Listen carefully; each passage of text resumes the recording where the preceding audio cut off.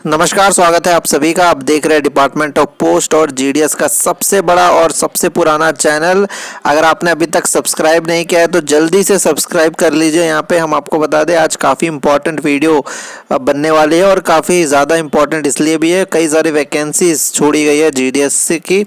और यहाँ पे एक बात तो तय है, कोई भी यहाँ पे जीडीएस की नौकरी करने आ नहीं रहा, सभी प्रमोशन लेने आ रहे हैं। ठीक है, तो सबका जो फोकस है प्रमोशन में ही है और ये हम भी चाहते हैं कि आप आए और यहाँ पे प्रमोशन के लिए ही आए, क्योंकि अगर आप 14-15 हज़ार में ज़िंदगी गुजार पाएंगे तो ये इम्पॉसिबल है।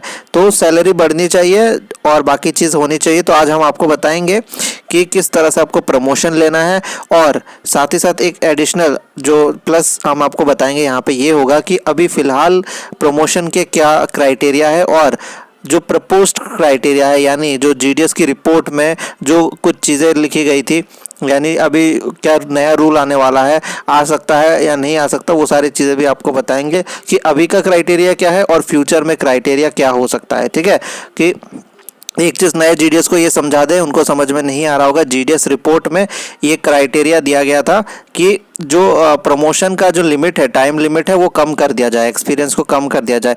जीडीएस रिपोर्ट क्या है, ये सारी चीज़ें आपको अभी समझ में नहीं आएंगी, वो आपको धीरे धीरे समझ में आएंगे। ठीक है, पर वो अभी तक डिपार्टमेंट या फिर गवर्नमेंट ने एक्सेप्ट नहीं किया है। फ्यूचर में एक्सेप्ट कर सकती है, वो बात की बात है। तो आज हम आपको कंपेयर करके बताएंगे कि अभी का क्राइटेरिया क्या है और जो फ्यूचर में या फिर जीडीएस रिपोर्ट में क्राइटेरिया क्या दिया है, एलिजिबिलिटी क्या दी है प्रमोशन की। सबसे पहले आपका जैसे ही ज्वाइनिंग होता है और उसके बाद आप 3 साल काम करेंगे। 3 साल काम करने के बाद आपको मिलेगा सबसे पहले वैकेंसी जो होगी एमटीएस की। ठीक है, कई सारे जगह में ये भी अफवाह है कि 1 साल में हो जाता है। ठीक है, वैसे तो यहाँ पे लिखा भी रहता है, कई सारे लेटर में, पुराने लेटर में ऐसा पाया गया है कि एमटीएस यानी जो मल्टीटास्किंग स्टाफ है उसके लिए 1 साल भी जो है मिनिमम नहीं रखा जाना चाहिए, यानी कोई लिमिट ही नहीं रखनी चाहिए। लेकिन जो ऑफिशियल अभी जितने भी नोटिफिकेशन निकलते हैं डिपार्टमेंटल एग्जाम के जीडीएस टू एमटीएस, वो 3 साल का मिनिमम क्राइटेरिया होता है। ठीक है, तो 3 साल यहाँ पे आप मान सकते हैं। तो यहाँ पे आपको एलिजिबिलिटी सारी बता दे तो 10th पास होना आपका ज़रूरी है। यहाँ पे एक बात तो ये हो गया, प्लस लोकल लैंग्वेज ये भी इम्पॉर्टेंट है। और जो तीसरी चीज़ है यहाँ पे बता दे 3 साल कंप्लीट होना चाहिए, ये सबसे बड़ा क्राइटेरिया है। ठीक है, यहाँ पे हो गया ये एमटीएस की हमने बात कर ली। तो आपका जो सैलरी हो जाएगा इसके बाद करीब करीब 20 से 25 हज़ार के अंदर हो जाएगा। ठीक है, ये ग्रुप सी पोस्ट है।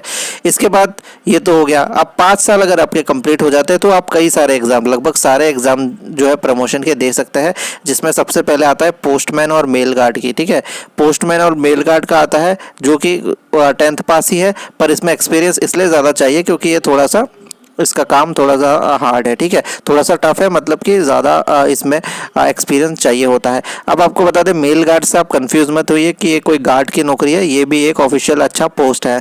और पोस्टमैन तो आपको पता ही है। तो इसमें आपको 5 साल का जो है एक्सपीरियंस चाहिए होता है, साथ में आपको कंप्यूटर की नॉलेज भी होनी चाहिए।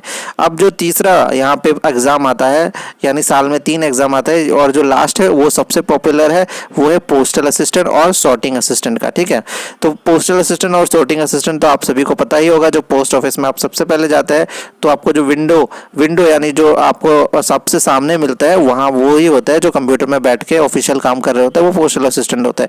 उनकी सैलरी काफ़ी ज़्यादा होती है। पोस्टमैन और मेल गार्ड की सैलरी भी करीब करीब 25 से 30 हज़ार के अंदर होती है। और उनकी जो सैलरी होती है, जो पोस्टल असिस्टेंट है, उनकी सैलरी करीब करीब 28-30 हज़ार से 35 हज़ार तक के अंदर होती है। तो काफ़ी अच्छा आपको प्रमोशन का यहाँ पे अपॉर्चुनिटी मिलता है। शर्त यह है कि यहाँ पे जो है कंपटीशन आपका डिवीज़न में होगा। एसएससी वगैरह से काफ़ी इजी होने वाला है, लेकिन बात यही हो जाती है कि वैकेंसी जब आएंगी तो 1 या 2 आएंगी, 3-4 इस तरह से, मतलब मैक्सिमम 3-4 हो सकती है। तो कंपटीशन काफ़ी ज़्यादा होगा। और इसमें जो मेन क्राइटेरिया है वो है कि आपको डिपार्टमेंटल का ज्ञान होना चाहिए। डिपार्टमेंटल के कुछ यहाँ पे रूल बुक्स है, कुछ तरीके की यहाँ पे थ्योरी दी गई है, वो सारे आपको नॉलेज होने चाहिए जो हम आपको पढ़वाते हैं। ठीक है, हम अलग से क्लास करते हैं, इसका ऑनलाइन क्लासेस चलती है हमारी, तो वहाँ पे ये सारी चीज़ें हम कवर करते हैं और एक बंदा जो है इजीली इसको क्रैक कर सकता है, क्योंकि एसएससी से काफ़ी इजी होता है। केवल डिपार्टमेंटल का कुछ पोर्शन आता है जो आपको कवर करना होता है। तो आज हमने बात किया प्रमोशन के बारे में। इसी तरह से आगे आपको कौन सा वीडियो चाहिए ज़रूर नीचे लिख के बताइए, हम आपके लिए वो भी लाएंगे। धन्यवाद।